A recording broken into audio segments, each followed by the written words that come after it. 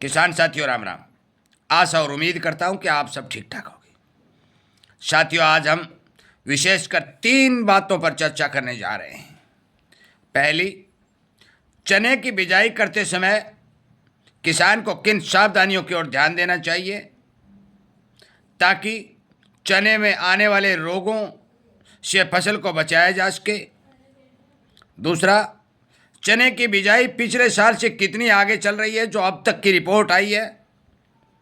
और तीसरा, चने के भाव के बारे में जो स्टॉकिस्टों बाजार के जानकारों की जो रिपोर्ट अनुमानित तौर पर दी जा रही है उसके बारे में।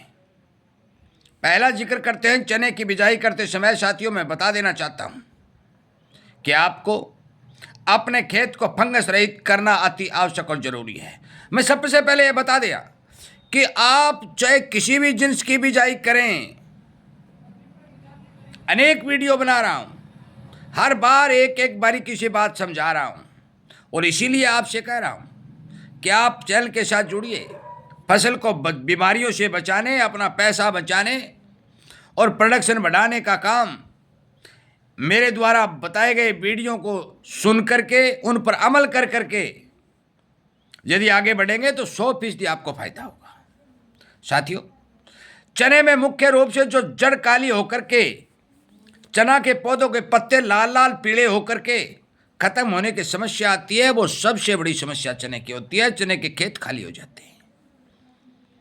उनसे बचने के लिए मैं स्पष्ट तौर पर आपको बता देना चाहता हूं कि आप बीज को उपचारित करें, अपने खेत को उपचारित करें और जहां तक हो सकता है 10-15 किलो बीघा या 10-15 किलो प्रति एकड़ के हिसाब से सरसों की खड़ी या अरंडी की खड़ी या नीम की खड़ी का प्रयोग करें ताकि आपके खेत के फंगस धीरे धीरे खत्म हो जाए और आपके पौधों की जड़ों को सुरक्षा प्रदान हो सके।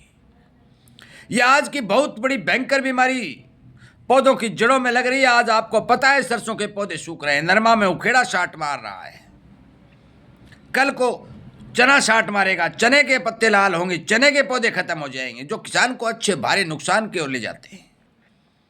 साथियों, अनेक वीडियो में मैं बता चुका हूं कि आप इन दवाओं का इस्तेमाल करके आप अपने खेत को फंगस से रहित कर सकते हैं। दूसरी बात करते हैं चने की बिजाई की। यह बात मैंने 15-20 दिन पहले भी बता दी थी कि चने की बिजाई 15, 20 और 25% तक बढ़ने के समाचार मिल रहे हैं। और आज एक एजेंसी ने हमारी बात पर एक मोहर लगा दी कि मौके के ऊपर आज तक पिछले साल के मुकाबले 15 से 18% बिजाई भी बढ़ चुकी है। एक राजस्थान अकेले की बात कर रहा हूं जो 6-6.5 लाख हेक्टेयर में पिछले साल इन दिनों बिजाई हुई, वो 7 लाख 7.5 लाख हेक्टेयर से भी ऊपर चल रही है। जो आंकड़े बता रहे हैं, जहां जहां भारी बरसात हुई है, बूंदी, कोटा, भीलवाड़ा, वहां सरसों की फसल को भारी नुकसान हुआ है। मेरा मानना है कि वहां भी किसान जो ही पानी जमीन में कम होगा चने की बिजाई की ओर चलेंगे, क्योंकि सरसों की बिजाई का समय ही खत्म हो जाएगा।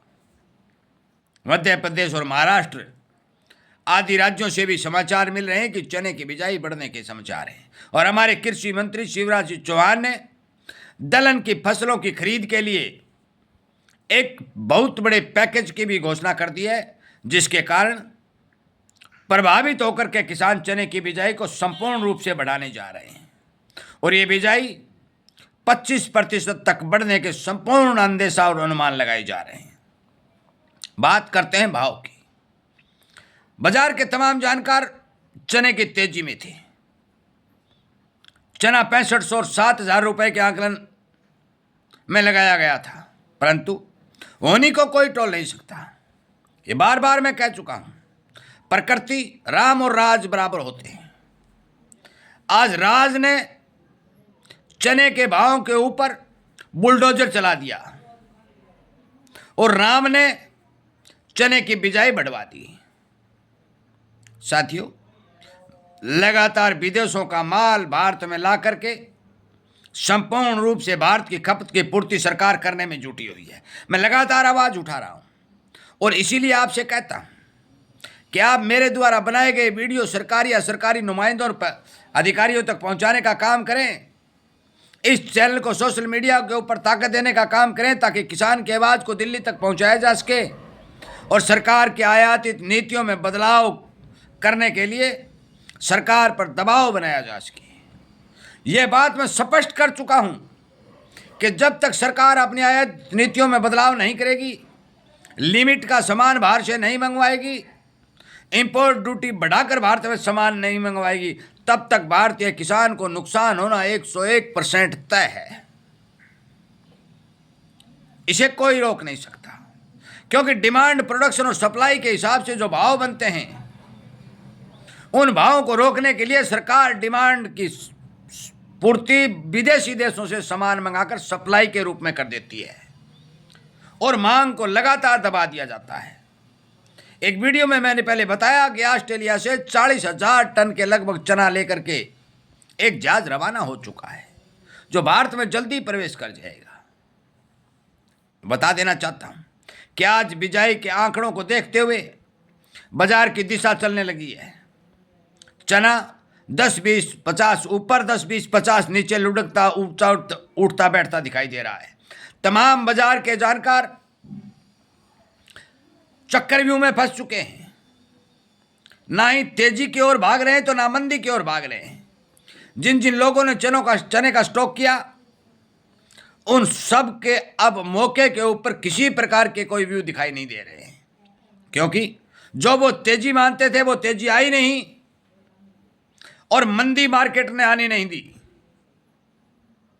लगातार जो ही बंदरगाहों के ऊपर चने का स्टॉक 2 लाख टन के लगभग पहुंचा, देश के अंदर पीली मटर आदि का इस्तेमाल करके चने के रूप में प्रयोग करके चने के विकल्प को पूरा किया गया। आज विदेशों से चना मंगाकर पूरा किया जा रहा है।